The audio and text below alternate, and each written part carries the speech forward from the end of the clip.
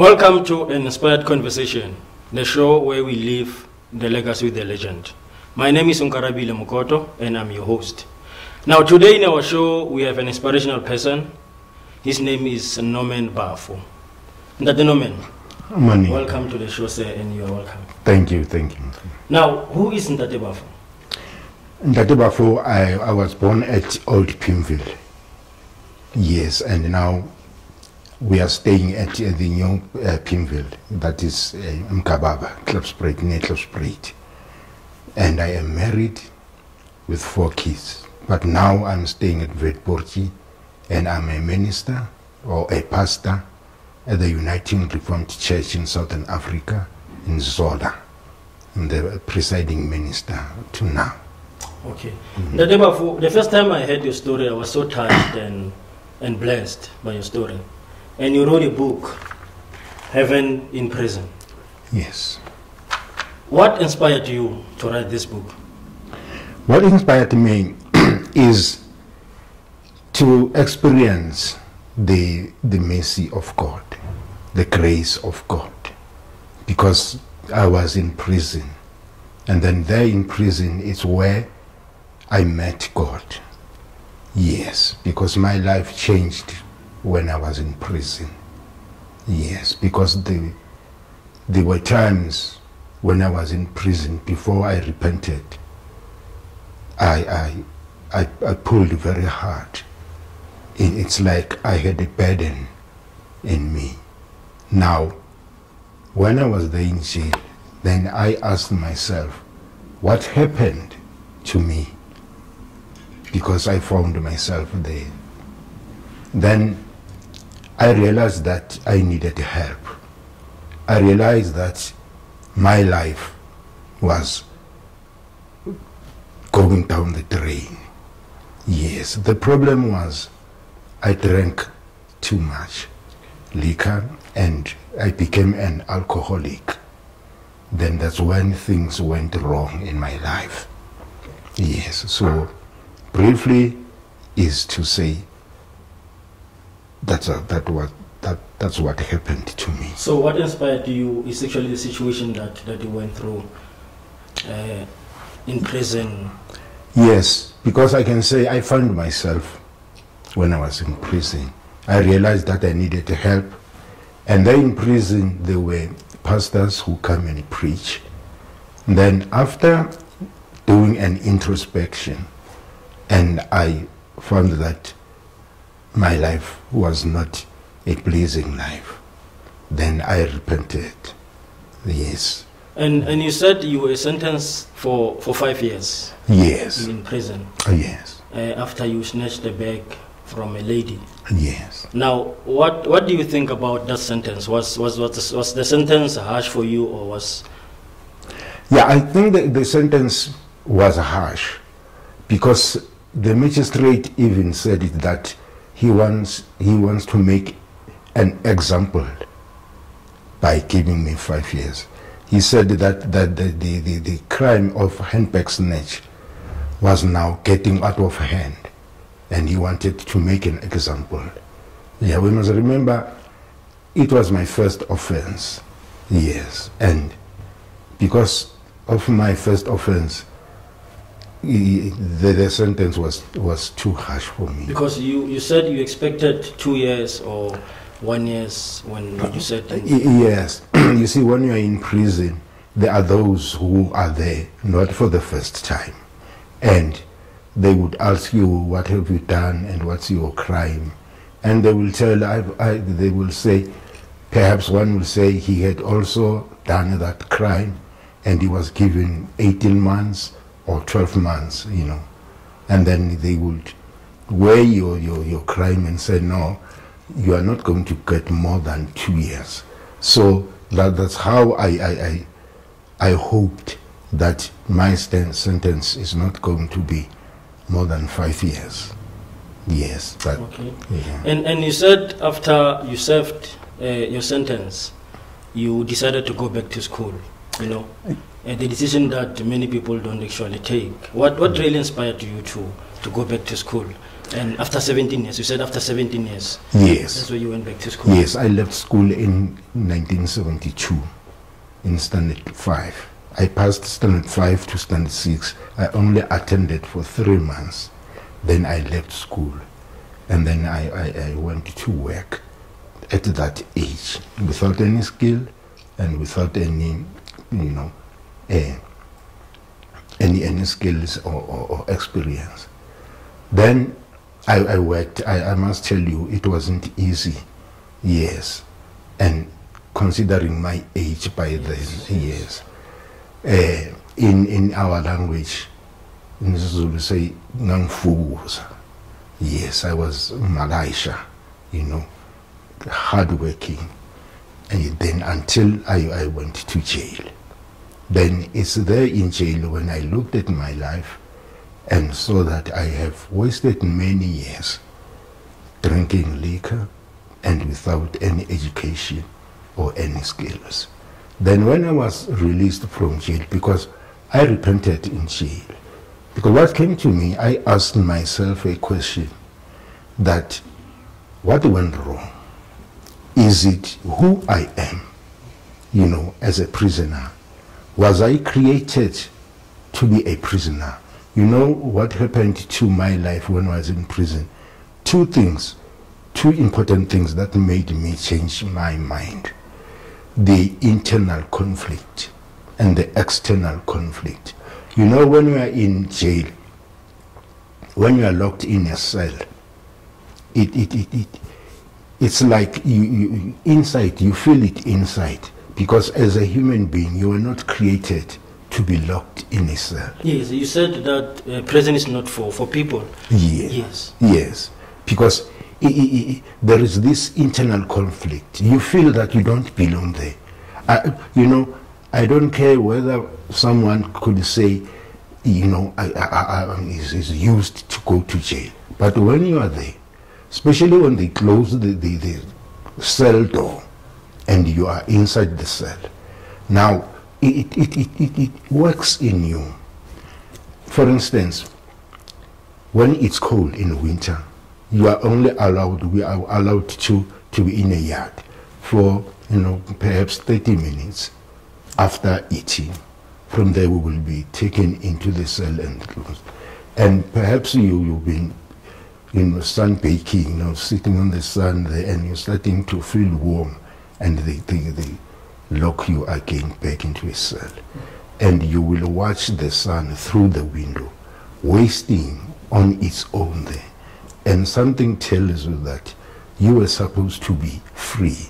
You were supposed to be doing whatever you want. But here you are, sitting in a cell and watching the sun wasting on its own. That, my friend, kills you. And now the second thing, you realize that you are far away from God, because the fact that you are in prison tells you that you are far. Your spirit tells you that you are at fault.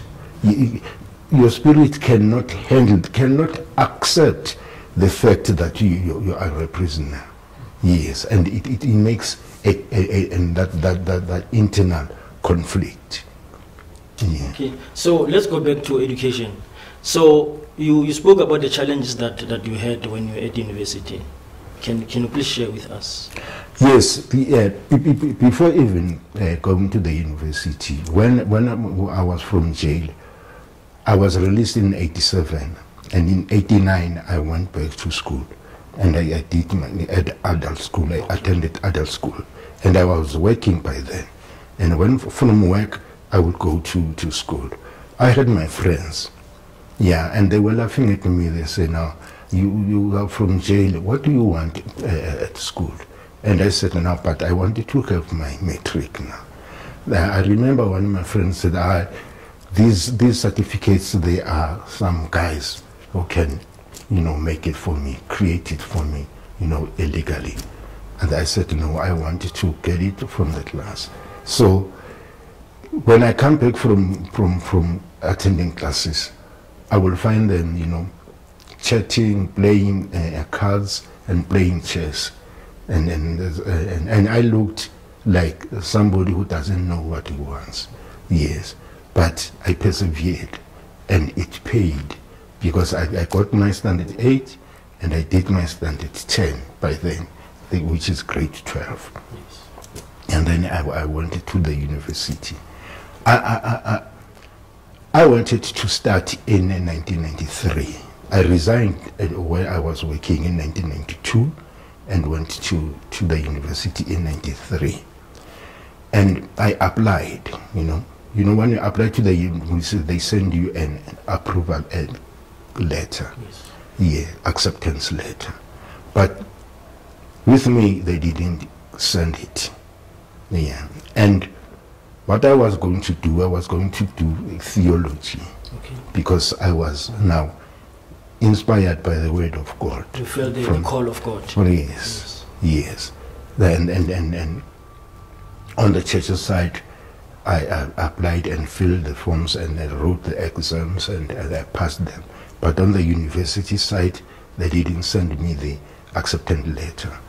But I said, in 93, now I'm going there. Yeah. And our minister there, Reverend Mutingwe, said to me, it's funny because when you apply at the university, they send you that acceptance letter. But with you, Bafo, I don't know what happened. But anyway, as you say, you want to go there, right? You can go. Then I went to the university. Only when I went to the admin, only to be given a letter then that says my application was unsuccessful.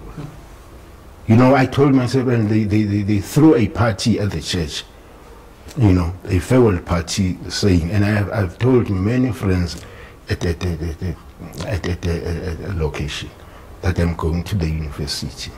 And the problem was, I passed the first language, which is isiZulu, in standard grade.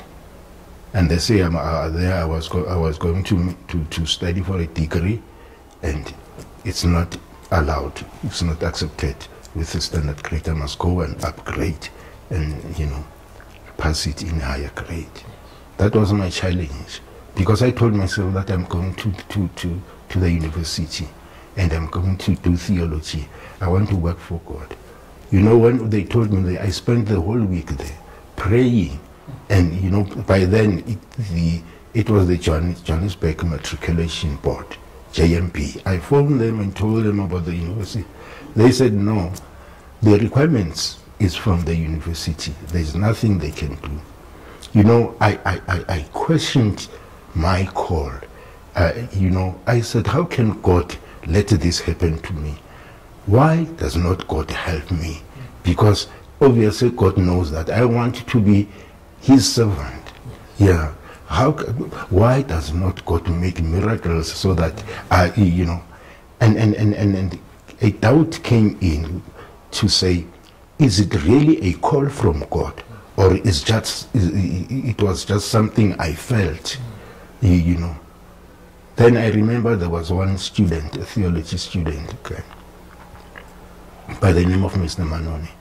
He read a scripture of Philippians chapter 1, verse 6, that says, what God has started, He will bring it into completion. And he said to me, Bafo, go back and upgrade. If it is God who wants you to be here, you will come, and it doesn't matter when. But if it is God, you will come back. My brother, I had to pack my bags and went back home. You know, disappointment was written all over my face. And you thought about the people who just... Yes, and my friends who were negative. Yeah, and I remember my nephew saying, but uncle, why didn't you know, make a research before going there? Why didn't you ask people, you know? Yes, that was my challenge. But I said, this is not going to make me drop it. Yeah, and I went to when I was reading a Sowetan one day, I saw the private school, Basa tutorial in Bloemfontein. I went to register there. They were offering even isiZulu and all these other languages, English, maths, and all this. You know, I went to To upgrade. Yes, I want to upgrade. I went there and I attended the classes full time. And finally, you managed to upgrade it, then you Yes, still applied. finally, I passed. Your story is so inspiring. I'm just thinking about the people. Maybe you can share with us what really made people, what makes people when they are from prison. You'll find out they are changed, and at the same time they still go back to what they were doing. What do you think? What makes people to still go back to what they were doing? Yeah. But you managed to rise above every circumstance. Yes. You changed to become a better person. Yeah. I think there are two things. If you are from prison, you must have changed, really changed. There are things that are happening in prison to make one say, now I have changed, just because you are in prison, But when you leave prison, then you meet friends. You going back to your old friends. You going back to the ways that made you, and doing things that made you to go to jail.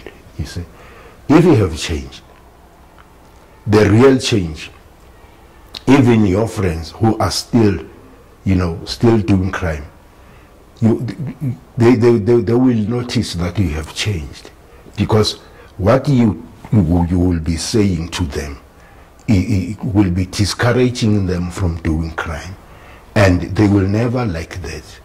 And you know what? They will leave you, and that's when because when you have changed, you lose even your friends, because you have changed. And the change I'm talking about is accepting Jesus Christ as your Lord and Savior. If you accept Jesus Christ, your friends who does not want to hear anything about God will never want to mix with you.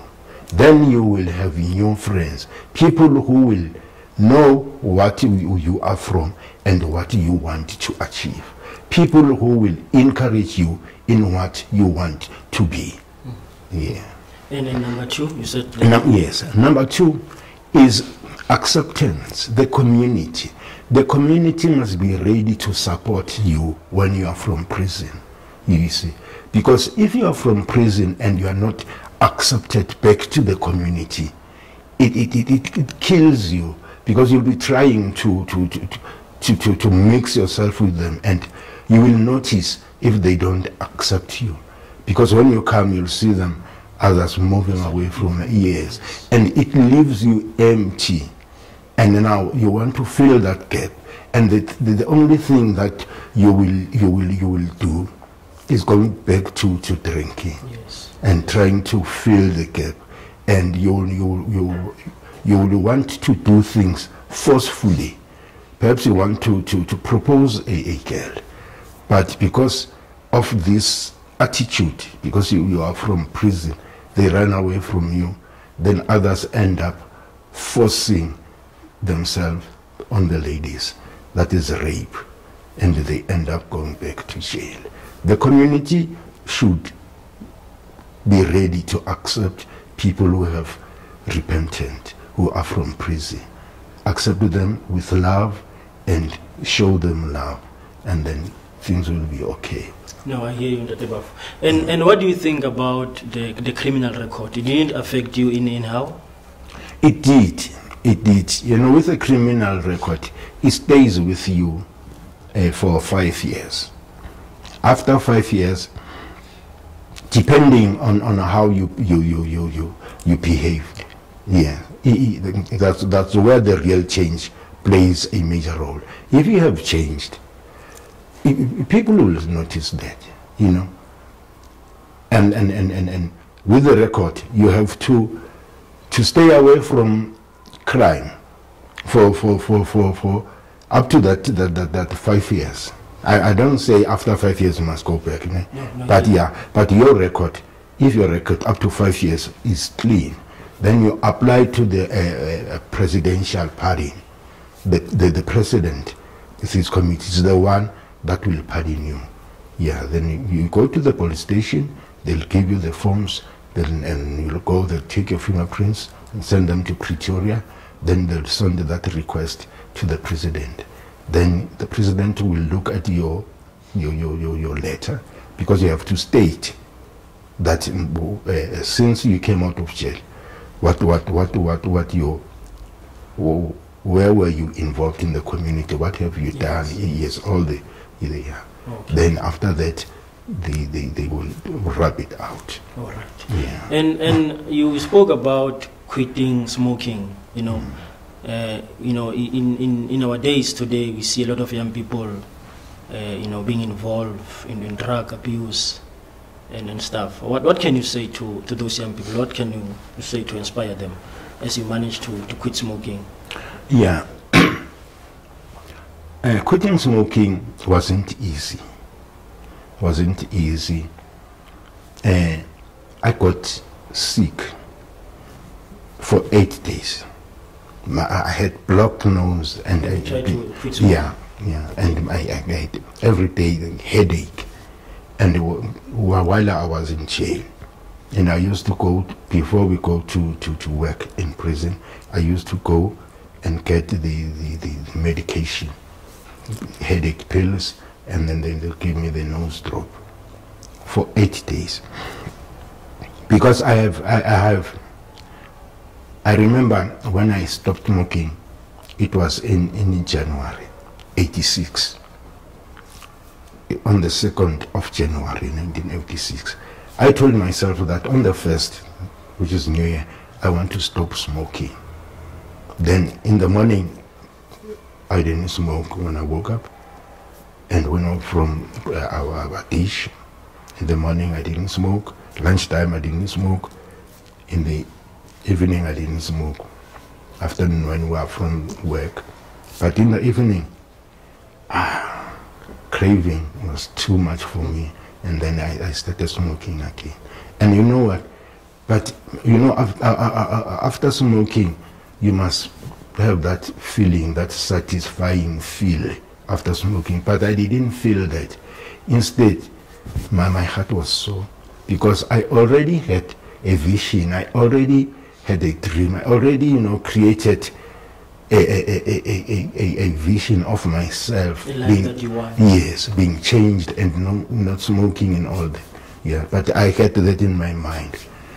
Then I saw that, vanishing. Then I realized that I didn't ask God to give me the strength, because I was going to say I did it on myself, with my strength. Then on the 2nd of January, when I woke up, I prayed and said, Lord, please give me the strength to stop smoking. And Lord, if you can give me the strength, I'll never smoke again. And from that day, 2nd January, 86, I never smoked till today. As I said, I got ill for 8 days. My nose was blocked and I had this headache. But I told myself that if I'm getting sick, in order to be healed from this, nicotine, then I'm going to persevere. Let it be. Yes. And I reminded myself that there is no gain without pain. Yes. And my brother, it worked for me. Since from then till today, I never smoked. Yeah. No, that's powerful, Ndade Bafo. That's powerful. Ndade Bafo, thank you very much. Your story is really inspiring. What can you say, your last words, to the people who are in the same situation that you are in? Yeah. My advice would say, people shouldn't give in to the situation they find themselves in. Because there is more from a person than what he finds himself in. There is this saying,